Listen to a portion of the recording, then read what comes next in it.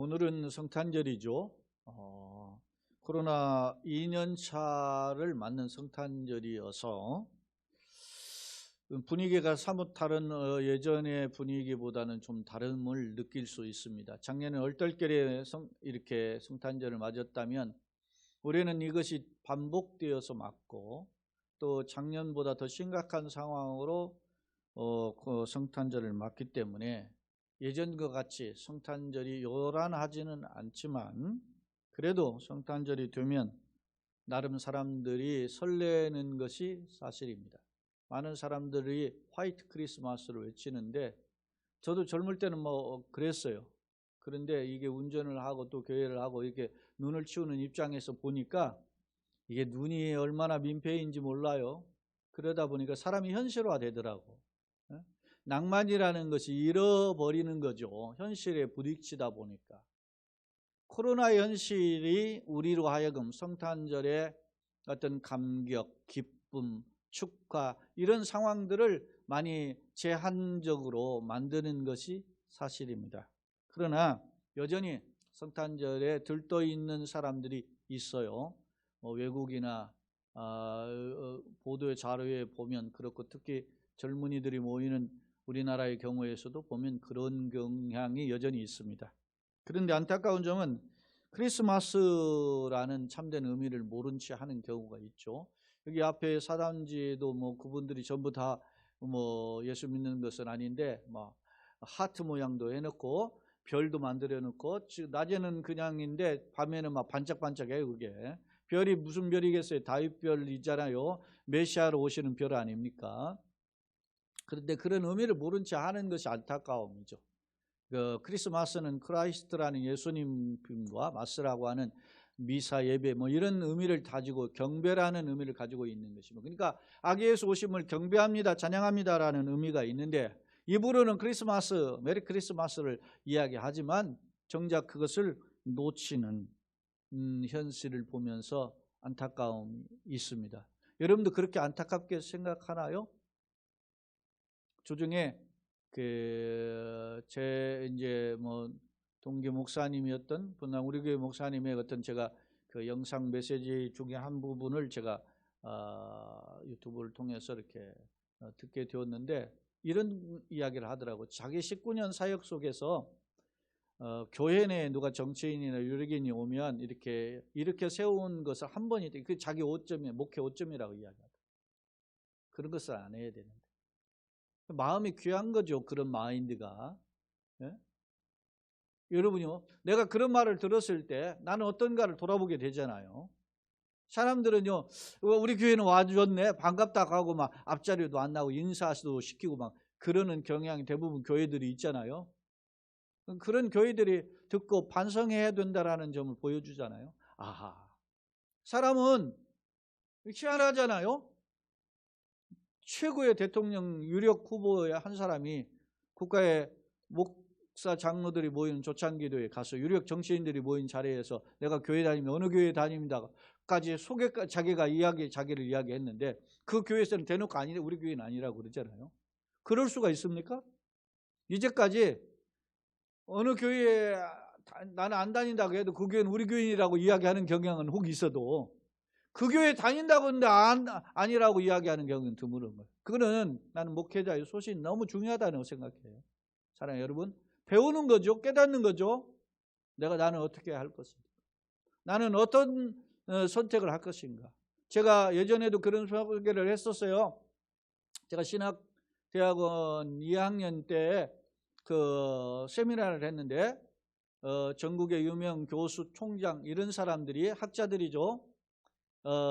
해서 이제 성령 세미나를 하고 한 분이 예를 들어서 120분 발제를 하면 뒤에 그 발제한 내용을 가지고 30분 논평을 하고 이런 것들을 오전부터 오후까지 발표, 논평 그리고 최종에서 이제 소위 말하면 심포지움과 같은 주고받는 토론 형식이 있는 것이 오전부터 저녁까지 이어지는 일들이 있었어요. 그런데 한 분이 발표하고 한 분이 이렇게 이제 평가하는 중에 외부 인사들이 이제 강의를 하고 중신 교수가 이렇게 평가를 했는데 그중에 한 분이 다 소개는 누구는 박사입니다. 누구는 박사입니다. 이야기했는데 제가 개인적으로 존경하는 최홍석 교수가 자기를 박사로 소개했는데 이어서 나오는데 사회자가 박사로 소개했는데 자기는 나와서 저는 박사가 아닙니다. 잘못 소개하셨습니다.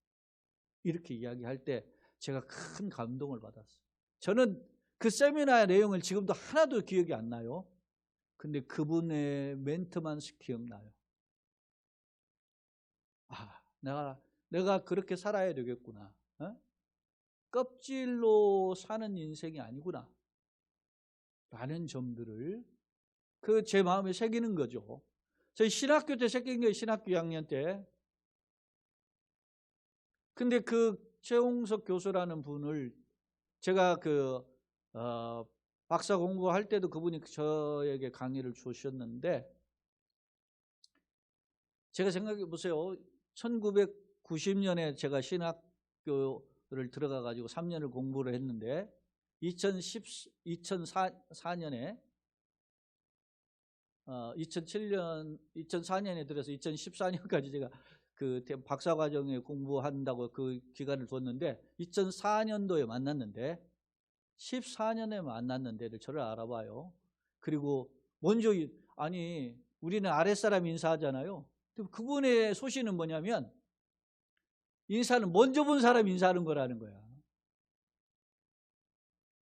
이게 신학교 때도 있었던 일인데 근데 그분이 자기 장인이 차영배 교수라고 같은 신학대학원 교수예요. 근데 그분이 어떻게 했느냐 어느 날 차를 바꿨어요. 프라이드를 타고 다니시다가 그때 당시에 엘란트란가 이걸로 바꿨어요. 업그레이드한 거죠.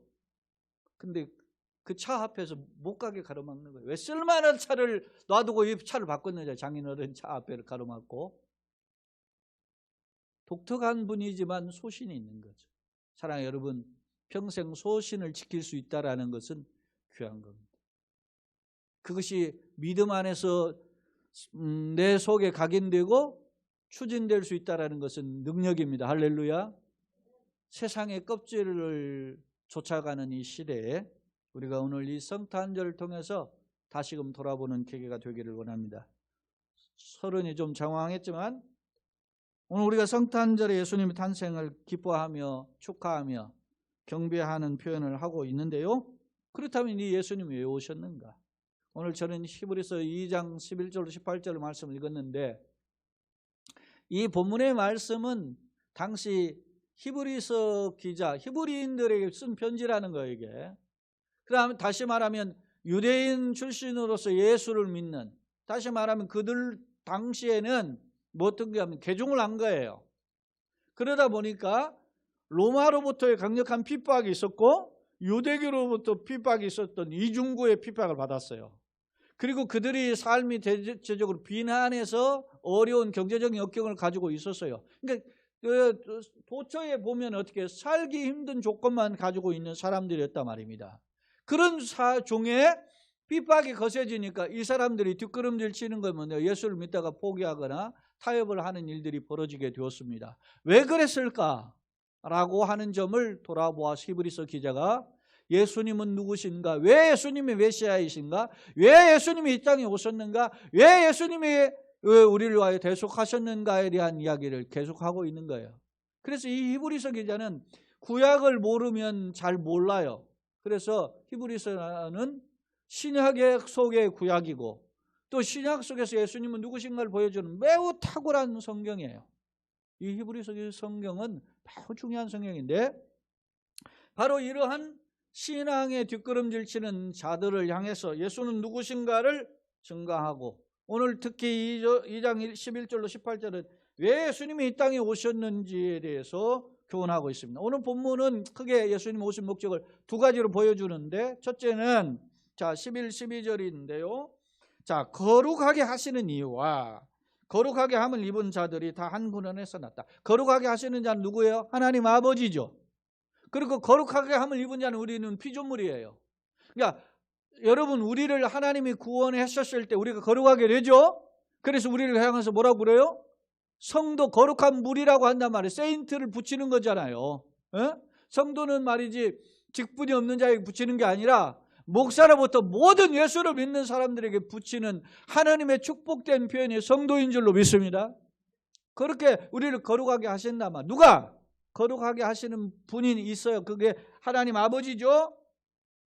그 하나님 아버지가 하시니와 거룩한 이분들 다 한 그는. 자, 그런데 누구를 통해서 거룩하게 하죠? 예수님을 통해서. 그래서 예수님도 우리 누구든지 예수로 말미암아 거룩하게 하니까 우리가 이 거룩하게 하시는 이를 예수님으로 이렇게 해석을 한다면 거룩하게 함을 입은 자는 누구예요? 성도들이 다 한 근원에서나 누구로부터 말미암았다는 거예요? 아버지께로부터 말미암았다. 누가 거룩하게 하시니까? 아버지가. 예? 그렇게 이야기하면서 보세요. 그러므로 형제라. 누가? 거룩하게 하시는 이가 지금 예수로 말미암아 한 거죠. 예수님이 우리를 향해서 형제라 부르시기를 부끄러워하지 어떻게 해요? 아니하시고, 그 다음에 12절 내가 주의 이름을 누구에게? 내 형제들에게. 주의 이름은 내가 아는 예수님이고 주의 이름은 아버지죠. 메시아가 아버지의 이름을 내 형제들에게 선포하고 메시아가 주를 교회 중에서 찬송하리라. 아버지를 높여서 찬송하게 됐다. 그렇게 지금 표현해. 물론 이 12절 말씀은 시편 22편을 인용한 말씀인데요. 자, 오늘 말씀에서 이 특징이 뭡니까? 예수님이 예수를 믿는 우리를 형제라 부르시는 것을 부끄러워하지 아니하셨다. 다시 말하면 예수님은 왜 이 땅에 오셨는가? 예수님의 이 땅에 오신 목적이잖아요. 오늘 제목이. 왜 이 땅에 오셨는가? 우리를 형제로 부르시기 위함이었습니다. 할렐루야. 우리를 하나님의 자녀로, 우리를 예수님의 형제로, 예수님은 사실 요한복음에 보면 우리를 뭐요? 나는 너희 뭐요? 친구다. 그렇게 표현을 했잖아요. 친구라. 나는 너희 선한 목자다. 나는 뭐 길이 지을 생명이다. 나는 부활이다. 이렇게 표현. 나는 너희의 뭐요? 보혜사인데 내가 떠나가서 또 다른 보혜사를 너희에게 보내겠다. 이런 말씀을 계속 하시고 있음을 알 수 있어요. 자, 오늘 왜 예수님이 이 땅에 오셨는가? 우리로 하여금 하나님의 자녀 삼으신 그 백성들로 하여금 예수님이 형제라 부르심을 부끄러워하지 않기 위해서 오셨다는 거죠. 사랑하는 성도 여러분, 제가 예전에 여러 번 질문했어요. 사람이 지렁이나 이런 어떤 짐승이 되는 것이 비참한 것입니까? 아니면 예수님이 사람의 몸을 입으신 것이 비참한 것입니까? 어느 것이 비참합니까? 전자입니까? 후자입니까? 제가 이런 질문을 여러 차례 했었어요. 사람이 지렁이가 되고 벌레가 되는 거 얼마나 비참함입니까? 그런데 신학적으로 말하면 하나님이신 예수님이 이 땅에 사람의 몸을 입으신 것이 그 비참함이란, 소위 예수님의 낮아지심, 비하라고 이야기할 때 성육신이 거기에 들어가는 거예요. 심지어는 성육신만 하셨습니까? 조롱을 당하시고 십자가에 죽으셨고 심지어는 어디에 무덤까지 내려가서 예수님의 비하죠. 낮아지심이라고 해요. 예? 이것을 소위 말하면 신학적으로 게노시즘이라고 이야기하는데, 여러분, 예수님의 이 낮아지심의 비하는 사람이 지렁이 된 것보다 더 비참한 비하란 말입니다. 그러면 왜 그렇게 낮아지셨는가? 이유가 뭐라고요? 오늘 본문에 보니까 11, 12절 보니까 우리를 형제라 부르시기 위함이에요. 그런 냄새 나는 자들을 형제라 부르시기 위해서 예수님이 이 땅에 오셨습니다. 낮아지셨다는 말입니다. 자, 13절 보세요. 또다시 내가 그를 의지하리라 하시고 또다시 볼지어다 나와 및 하나님께서 내게 주신 뭐라 그랬어요? 자녀라. 내게 주신 자녀. 하나님의 자녀라고 하는 것입니다. 우리가 하나님을 믿으면 예수님을 믿으면 하나님의 뭐가 되죠? 자녀가 되지 않습니까? 자, 요한복음 1장 9절로 11절에 보면 이런 표현이 있어요. 자, 참빛은 생명을 비추는 예수님을 가리키는 표현이에요. 곧 세상에 와서 각 사람에게 비추는 빛이 있었나니 그가 세상에 계셨으며 세상은 그로 말미암아 지음받았다. 다 그 세상은 그 빛이 창조했다는 거예요. 그러니까 세상에 오신 빛은 누구라는 거예요? 창조주라는 거예요. 창조주신데 세상이 그를 어떻게 해요? 알지도 못했고, 거기에 보면 11절에 자기 땅에 오매, 하나님이 창조하신 땅이니까 자기 땅이죠. 자기 땅에 오매 자기 백성이, 하나님의 택한 백성, 심지어는 여러 민족 중에서 택한 백성이, 시오니즘의 백성이 이스라엘 아닙니까? 이스라엘 백성들이 어떻게 해요? 영접하지 않았다는 거예요. 그런데요, 자 12절에서 뭐라고 이야기하느냐? 영접하는 자, 그 이름을 믿는 자들에게는 어떻게 했어요? 영접하는 자, 예수님을 나의 구주로 고백하는 거죠. 영접하는 거예요. 그 다음에 그 이름을 믿는다, 예수님의 이름을 믿는다 하는 자들에게는 하나님의 뭐가 되는? 자녀가 되는 권세를 주셨으니 라고 표현하고 있어요. 그러니까 하나님은 아빠, 아버지라 부른다. 근데 이 자녀가 되는 것을 뭐라고 이 사도 요한은 기록하냐고? 권세라고 이야기하는 거예요. 내가 하나님을 아빠라고 부르는 것은 하나님의 자녀가 된 권세인 줄로 믿습니다. 아무나 할 수 없는 특권이란 말입니다. 이 권세는 엑소시아라고 하는 이 단어인데, 이 단어는 성경에 보면 누구한테 쓰냐면 왕에게 사용되는 표현들이에요. 이게 권세가. 사랑하는 여러분, 우리가 하나님의 자녀가 되는 권세를 주셨다. 내가 하나님을 아빠, 아버지라 부르는 것은 권세란 말입니다. 믿습니까? 아무나 할 수 있는 게 아니라 말입니다. 다시 말해서 예수님이 이 땅에 오신 목적은 우리로 하나님의 자녀가 되는 권세를 주시기 위해서, 우리가 예수님의 형제임을 증거하기 위해서 예수님이 이 땅에 낮아지신 줄로 믿습니다. 그렇습니다. 오늘 우리는 신랑이시고 포도나무이시고 선한 목자이시고 길과 진리의 생명이시고 부활 생명이시며 보혜사이시라고 표현했던 그 예수님이 때로는 우리의 형제로서 우리를 돕고 계시는 분이시고, 물론 우리 예수님은 누굽니까? 우리의 형제 친구다 이렇게 표현했다고 우리가 친구야 이렇게 얘기할 수 있습니까? 그렇게 가깝게 하시는 분이죠. 그런데 그 예수님을 만났고 깨달았고 고백했던 사람들은 뭐라고 했어요? 예수님 12제자인 베드로의 고백에 보면 주는 뭐라고 했어요? 그리스도. 예수님은 주님이시다. 그리고 예수님은 그리스도 메시아시고 하나님의 아들이시고 우리의 구세주입니다. 이렇게 고백이 되는 거예요. 구약 성경에서 하나님을 대신 부르는 표현이 있어요. 그게 히브리어로 아도나이예요. 아도나이인데 이것을 신약에서 그대로 옮겨놓은 단어가 뭐냐면 퀴리오스예요. 퀴리오스. 주님이란 말이에요. 주님.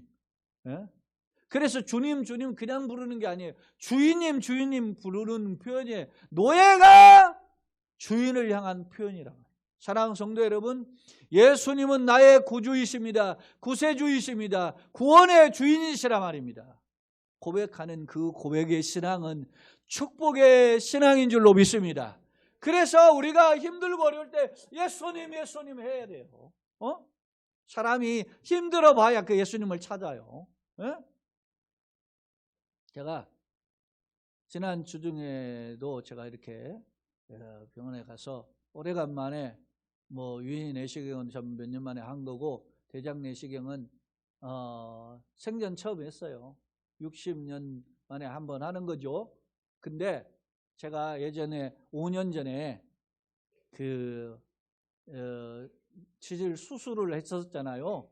벌써 5년 돼가요. 한 두세 달 빠진 5년인데 그때 그 장 내시경을 한 30%를 봤는데, 수술하기 전에 장이 어떤지 일부 보겠다고 해서 봤는데 그때 용종이 하나 있었다 그랬어요. 한 5mm 됩니다 그러더라고요. 그리고 5년 지났어요. 그러니까 그걸 떼내야 된다고 했는데 제가 안 떼내고 그냥 버틴 거죠. 근데 왜냐하면 보통 1mm에서 2mm 1년에 그 용종이 자란다 그래요. 그러니까 2mm 자라면 5년이면 1cm잖아요. 이미 5mm 있었으니까 1.5cm잖아요. 근데 1cm 정도 이상이 되면 그게 암으로 선종으로 바뀌기 때문에 보통 떼어내는 것이 의학적 상식이에요. 그래서 제가 벌써 버텼으니까 이게 1cm 넘었을 것 같은데, 근데 가기가 싫은 거예요. 누가 병원 가고 싶은 사람이 있겠어요?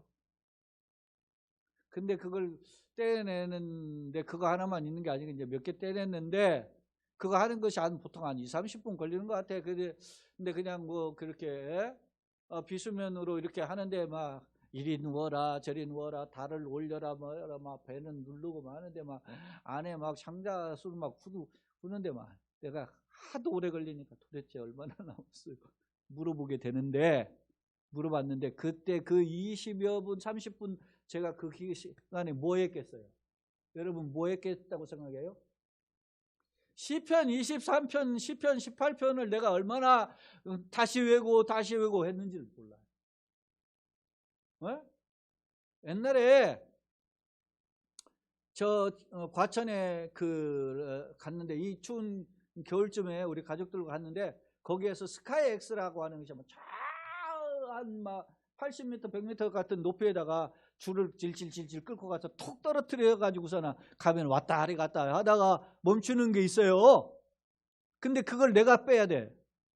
근데 그게 보통 3명이 타는 건데 안 타는 사람이 없으니까 나 혼자만 탔는데 그게 막 기계로 이게 줄을 감아서 이렇게 올라가는데 저절로 나와. 여호와는 나의 목자시니 내가 부족함이 없으리로다. 저절로 나온다니까?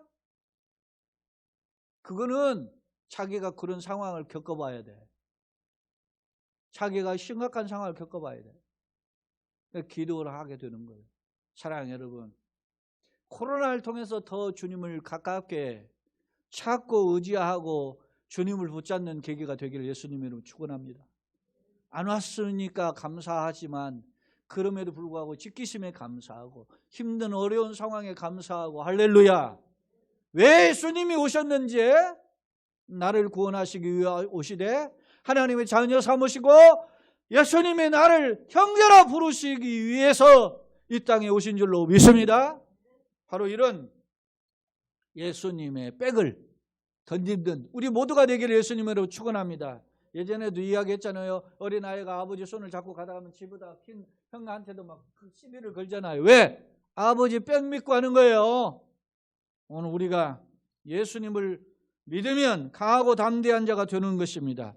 바라기는 이런 하나님을 아버지라 부르는 자녀로서 예수님이 왜 이 땅에 오셨는지를 깨닫고 오늘 그냥 기쁘다 구주오셨는 메리 크리스마스로 입부로만 끝나는 게 아니라 예수님을 더 깊이 가깝게 모시고 예수님과 교통하며 친밀하게 동행하는 복된 걸음 되시길 예수님으로 축원합니다. 아멘. 또한 예수님이 오신 까닭을 두 번째인데 봅시다. 14절 15절. 자녀들은 혈과 육에 속하였음에 그도 또한 같은 모양으로 혈과 육을 함께 지님은 자녀들은 우리들 성도를 가리키는 거죠. 예수님을 믿어서 통해서 하나님 아버지라 부르시니까 자녀가 됐죠. 그런데 혈과 육에 속했죠. 혈과 육은 인간의 육신을 가지고 있는 모습이다 그런 거예요. 그도 또한 같은 모양으로 예수님도 또한 혈과 육을 가진 몸으로 지니심은 거기를 보세요. 죽음을 통하여 죽음의 세력을 잡은 자 곧 마귀를 뭐요? 멸하시며. 사망의 권세를 누가 가지고 있어요? 지금 마귀. 사실은 그 심판주도 하나님이 가지고 있는데 마귀에게 종로를 하면 다 어떻게 해요? 죄의 삭슬 뭐죠? 사망이잖아요. 그래서 예전에 우리가 그 소위 마귀를 가리켜서 뭐라고 표현해요? 공중권세 잡은 자라 그랬죠. 이스라엘은 하나님은 하늘에 계시고 우리는 땅에 있죠. 근데 중간에 하늘과 땅 사이에 뭐가 있어요? 공중이 있을 거 아닙니까? 거기를 회방하는 자가 있다. 그게 누구냐는 거예요. 마귀인데 마귀를 가리켜서 그래서 뭐라고 했어요? 공중의 권세를 잡은 자라고 이야기해요. 그거 마귀 밑에 종로로서 하면 죄의 삭은 사망이잖아요. 그런 자들에게 결과 마귀의 종로를 하면 결국 죽음에 이르잖아요. 죽음을 통하여 죽음의 세력을 잡은 그 마귀를 어떻게 해요? 없애버리고 마귀를 멸하시고 마귀를 심판하고 짓밟아 버리시고 또 죽기를 뭐해요? 무서워함으로. 여러분 죽음을 좋아하고 환영하는 사람 아무도 없어요. 죽기를 다 두려워하지. 무서워함으로 한평생 매여 종로타라. 그러니까 뭐 하면 여러분이 무슨 주일 저녁에 보면 뭐 미우새라고 해서 나오는 프로그램이 있는데 어디 뭐 거기 무슨 뭐 배우 출신인데 무슨 뭐 타로인가 하고 무슨 뭐 풍수한다고 하는 것이 시덥지 않은 놈이 하나 나와가지고 이야기하는데 여기다 뭐 지금 두루는 애 뭐 하니까 여기다 뭐 화분을 갖다 놓으라 뭐 어때 지난주에는 보니까 그 지랄을 하고 있더라고. 그러니까 그게 맞다고 하고서 그걸 뚝 따라가서 해요. 그게 과학적인지 어쩐지 모르겠는데 우리 이제 하려미한테 미안한 이야기지만 여러분요, 사주팔자가 있잖아요. 사주가 뭐예요? 연월일시야. 근데 연월일은 같은 사람이 많잖아요. 시가 중요해, 그죠? 그래서 시가 얼마나 중요해? 이게 여기 손가락이 여기 있어. 여기서부터 끝에서 마디를 세보세요. 여기까지. 하나, 둘, 셋, 넷, 다섯 이렇게 쭉 세보. 12개야. 그래서 자축인묘, 진사오, 미신유, 수리 그렇게 하는 거야. 여기 그 손으로 그 하는 사주팔자 하는 사람들이. 그러면 예를 들어서 오늘 무슨 병인년이면 병인년생 시작하잖아요. 그럼 올해 예를 들어서 돼지띠다. 그러면 돼지로 출발해. 돼지에는 무슨 운이 있다. 그다음에 몇월달이면은 또 거기서 또 몇월을 세요. 거기 당신은 무슨 의미 있다. 또 일이 있으면 날짜도 세고. 그리고 마지막 제일 중요한 건 시를 센단 말이에요. 근데 제가 이야기하는 것은 우리 딸 아들이 몇 시에 낳는지를 내가 몰라. 이런 무성의한 부모가 어딨냐 이거. 내가 애들 낳을 때 가 있었어. 근데 그 몇 시인지 잘 몰라요. 그렇게 중요한 시를 나는 그 시를 몰라도 얘네들의 우리 하리나 하렘이 딱 태어났을 때 내가 전도사인데 잠시 제가 기도해야 되겠습니다. 우리 애들 데리고 딱 기도했어요. 딱 태어난 아이 잡고 나는 하나님 손에 맡긴 거야 이게. 내 인생 내가 사는 것도 아니고 내 자녀들 내 힘으로 되를 수가 아니에요. 그게 여러분이 제게 깨달아요. 강기수 목사가 굉장히 강하죠. 굉장히 그 고지식한 부분이 있어요. 내 힘으로 하면 될 줄 아는 가르치면 교인들도 달라지고 절대 내가 이게 목회 지금 30년 하면서 깨닫는 게 뭐냐면 철저히 네 생각으로는 하나도 안 되지 않은 걸 저한테 깨닫게 해야죠. 네 생각으로 안 된다. 그러니까 하나님의 은혜가 부어져야 돼요. 그러니까 나는 통로야.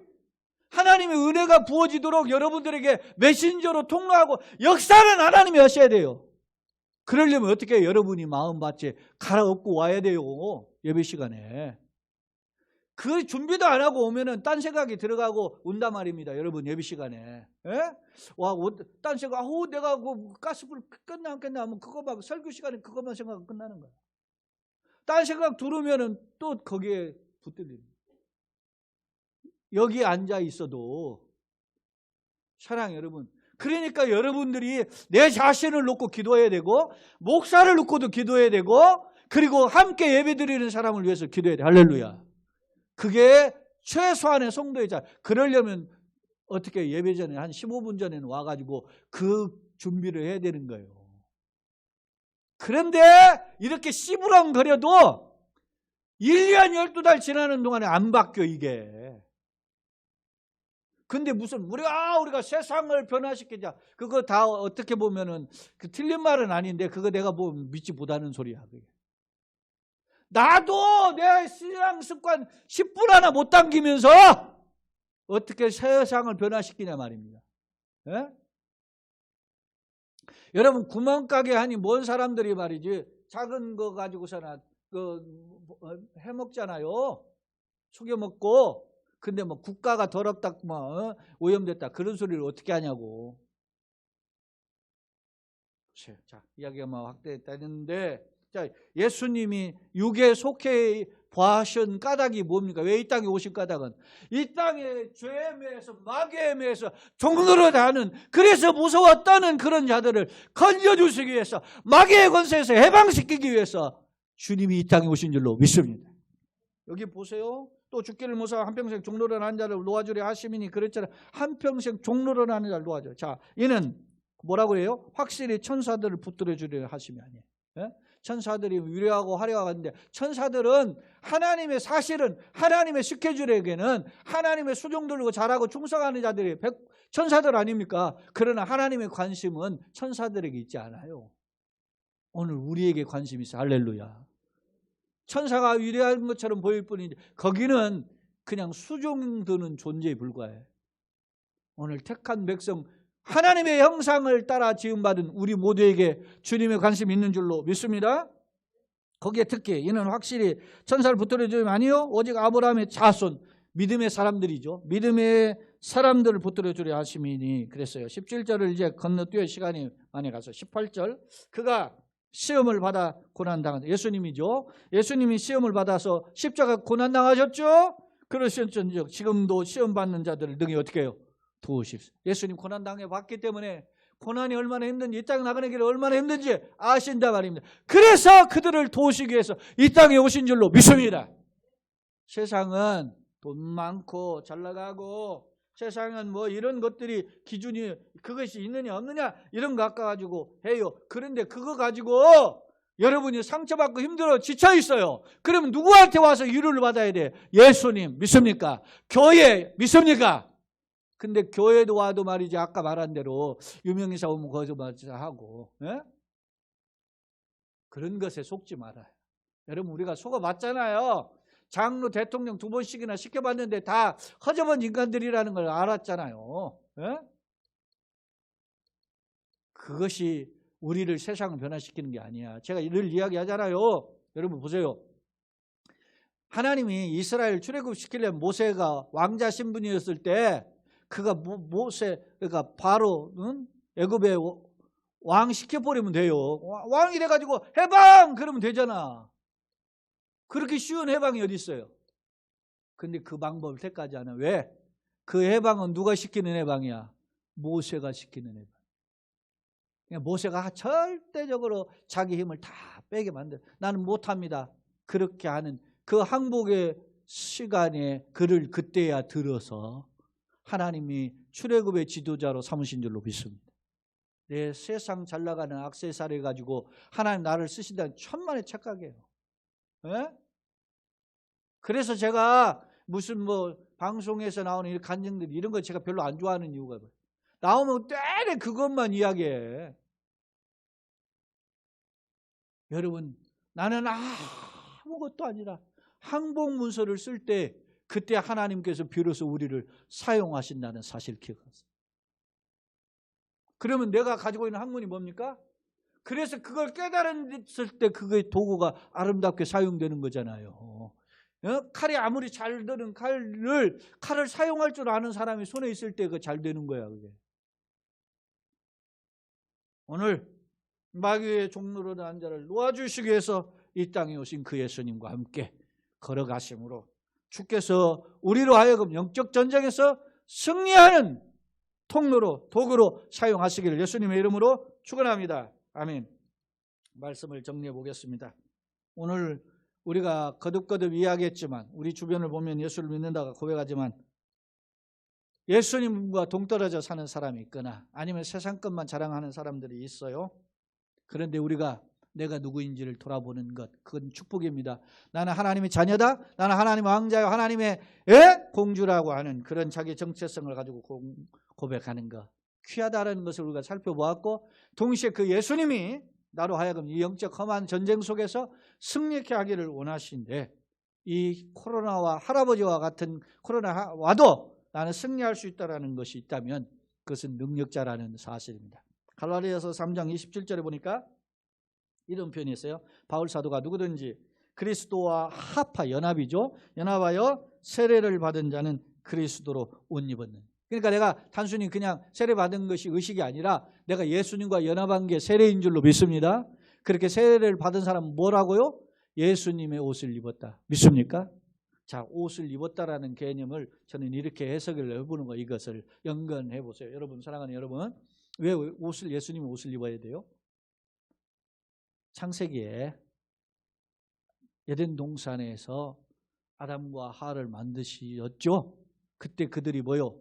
벌거벗었죠. 그런데 하와가 뱀의 미혹을 받아서 선악을 알게 하는 과실을 따먹음으로 범죄하게 됐죠. 그래서 이제 에덴 동산에서 어떻게 해요? 추방당해요. 추방당하는데 그때 하나님께서 아담과 하와에게 어떻게 해요? 자기들은 나뭇잎으로 가렸지만 하나님 그들에게 무슨 옷을 입혔죠? 가죽옷을 입혔어요. 가죽옷을 입혔다는 말은 누군가 죽었다는 거잖아요. 동물이 죽었다는 거예요. 희생의 제사를 통해서 그를 새 옷을 입힌 거예요. 그런데 그 하나님 아버지가 에덴 동산 추방할 때 입혔던 그 옷은 무슨 옷이에요? 일시적이고 불완전한 옷이에요. 그런데 이제는 영원한 옷, 누구의 옷? 예수 그리스도의 옷을 입히는 작업을 하셨어요. 그게 뭐예요? 내가 예수님을 믿고 예수님 세례를 받을 때 예수님의 옷을 입는 줄로 믿습니다. 예수님의 옷을 입었을 때 나는 완전한 뭐예요? 자유인이고 승리자인 줄로 믿습니다. 그것을 바울이 설명하는 거예요. 자, 요한일서 3장 8절에 사도 요한이 왜 예수님이 이 땅에 오셨는가? 하나님의 아들, 예수님이죠. 하나님의 아들이 나타나신 것은 마귀의 일을 뭐요? 멸하려 하십니다. 하나님의 아들. 네? 하나님의 아들이 나타나신 까닭이 뭐라고요? 요한일서 3장 8, 9절에 보면 마귀의 일을 멸하려 오셨어요. 믿습니까? 오늘 우리의 삶 속에 내가 사탄을 이길 힘이 없어요. 그런데 예수님의 옷을 덧입으면 예수님의 손에 붙들리면 승리하게 되는 줄로 믿습니다. 그 예수님을 다시 확인하고 예수님과 교통하고 예수님과 걸어가는 복된 성찬절이 되기를 예수님의 이름으로 축원합니다. 전에도 소개한 존 파이퍼 목사님 아시죠? 그분이 이런 표현을 했어요. 오늘날 교회들이 사람들에게 편안하고 즐겁고 활기찬 느낌을 주려고 기획된 예배를 진행하고 있다 그랬어요. 그러니까 요즘 한국에서 내려오는 교회들이 소위 말하면 뭐요? 벤치마킹을 하러 가요. 외국의 교회들, 큰 교회들이 가서 예배 카페에 와가지고 하잖아요. 근데 미국의 그런 예배들이 이 존 파이퍼 목사가 보기에 기획된 예배라는 거예요. 컨셉이 있는데 전부 다 이런 하나님의 임재의 역사가 아닌 자기 인간이 기획한 거라는 거예요. 여러분 방송에 나오는 프로그램 이런 거 전부 다 시나리오가 있잖아요. 그런 것처럼 교회 예배도 이런 시나리오로 진행된다는 거예요. 그러면서 뭐라고 하냐? 예배 시간에 기쁨을 누리는 채 하며 은혜 받은 채 하는 거죠. 부와 안락함, 건강 그리고 흥미를 끄는 농담으로 그렇게 메시지가 증거되고 그렇게 유도된다면 그런 교회는 여기 존 파이퍼 목사가 이런 말을 큰 교회를 만들 수는 있지만 정작 예수님은 보이지 않을 것이다. 사랑하는 여러분, 오늘 예배를 통해서 예수님을 만나 뵙기를 예수님의 이름으로 축원합니다. 그것이 진정한 축복의 자리. 올 한 해 벌써 지나가죠. 우리 오늘 한 해 남은 예배나 새로운 삶이 여러분의 가정의 예배는 물론 여러분이 개인적으로 드리는 예배와 우리 공적 예배가 예수님을 다시 확인하는 회복하는 그런 축복의 역사가 있기를 예수님의 이름으로 축원합니다. 아멘.